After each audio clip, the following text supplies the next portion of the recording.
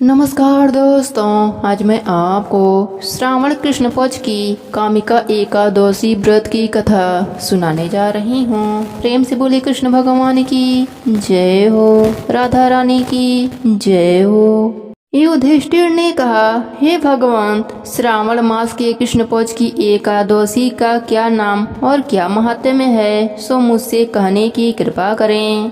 श्री कृष्णचंद्र जी ने कहा, हे युधिष्ठिर, मैं सभी पापों से मुक्त होने वाले व्रत की कथा का वर्णन करता हूँ, जिसे पहले पहल ब्रह्मा जी ने अपने पुत्र नारद जी से कहा था। श्रावण मास के कृष्ण पक्ष की एकादशी का नाम कामिका है, जिसका कि केवल महात्म्य सुनने मात्र से भाजपे यज्ञ का फल प्राप्त होता है। उस दिन जो मनुष्य शंख चक्र गदाधारी एवं श्रीधर नामक विष्णु जी का पूजन करता है और भक्ति पूर्वक ध्यान करता है, उसको नैमिषारण्य में एक पुष्कर तथा काशी में गंगा स्नान का जो फल होता है, उससे भी अधिक उत्तम फल की प्राप्ति होती है। वह फल इस प्रकार का है कि जो श्री ग्रहण के अवसर पर कुरुक्षेत्र में स्नान एवं श्री केदारनाथ जी के दर्शन से भी होना कठिन है।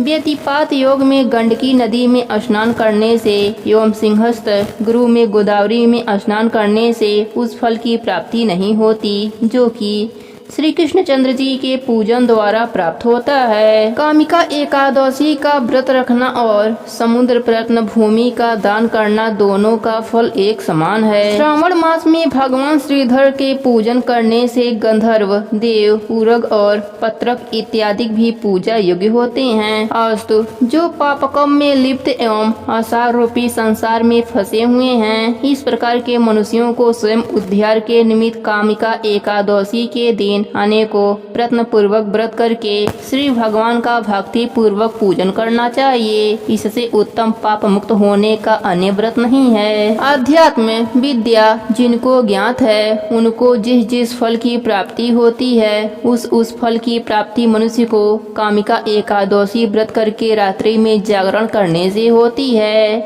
कामिका एकादशी के व्रत का ही प्रभाव है जो योगियों ने मुक्ति प्राप्त की। अस्तु, सचरित्र मनुष्यों को इस व्रत को करना नितांत ही आवश्यक है। एक बार के स्वर्ण दान से या उससे चतुर्गुण चांदी दान करके अथवा रत्न इत्यादि द्वारा पूजा से भगवान उस प्रकार संतुष्ट नहीं होते जितना कि तुलसी पत्र के पूजन करने से संतुष्ट होते हैं।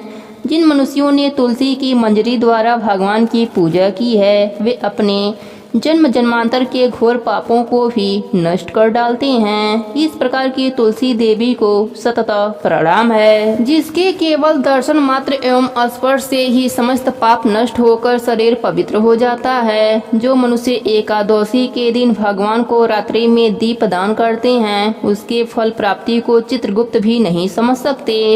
उस दिन जो मनुष्य रात्रि प्रत्न भगवान की प्रतिमा के सम्मुख दीप को जलाया करता है, उसके पितर लोगों को अमृत प्राप्त होता है। घी एवं तिल के तेल से दीपक जलाने वाले को कामिका के प्रभाव द्वारा स्वर्गलोक की प्राप्ति होती है। इसलिए इस प्रकार के पाप नाशनी कामिका नामक एकादशी का व्रत हर मनुष्य को करना उचित है। इसके प्रभाव से अनेकों प्रकार की हत्याएं अर्थात ब्रह्म हत्या, भ्रूण हत्या आदि के जो महान पातक हैं, वे शीघ्र छूट जाते हैं और विष्णु लोक की प्राप्ति होती है। कामिका एकादशी की प्राचीन कथा के अनुसार प्राचीन काल में किसी गांव में एक ठाकुर रहता था। एक दिन ठाकुर की एक ब्राह्मण से कहा सुनी हो गई। तकरार बढ़ने पर ब्राह्मण ठाकुर के हाथों मारा गया। ब्राह्मण के मर जाने से ठाकुर को ब्रह्म हत्या का पाप सताने लगा। ठाकुर ने गांव के ब्राह्मणों से ब्रह्म हत्या के पाप से छूटने का उपाय पूछा।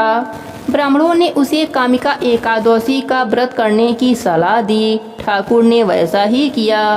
रात्रि में वह जब भगवान की प्रतिमा के पास शयन कर रहा था तो सपने में भगवान ने दर्शन देकर उसे ब्रह्म हत्या के पाप से मुक्त कर दिया। ठाकुर ब्राह्मण की 13वीं करके ब्रह्म हत्या के पाप से मुक्त होकर विष्णु लोक चला गया। हे विष्णु भगवान, जैसे आपने उस ठाकुर पर अपनी कृपा करी, वैसे ही अपने सभी भक्तों पर अपनी कृपा बनाए रखना। कहानी अधूरी हो तो पूरी करना, पूरी हो तो मान रखना, सबके व्रत को पूर्ण करना। प्रेम से बोली विष्णु भगवान की जय हो। एकादशी माता की जय हो।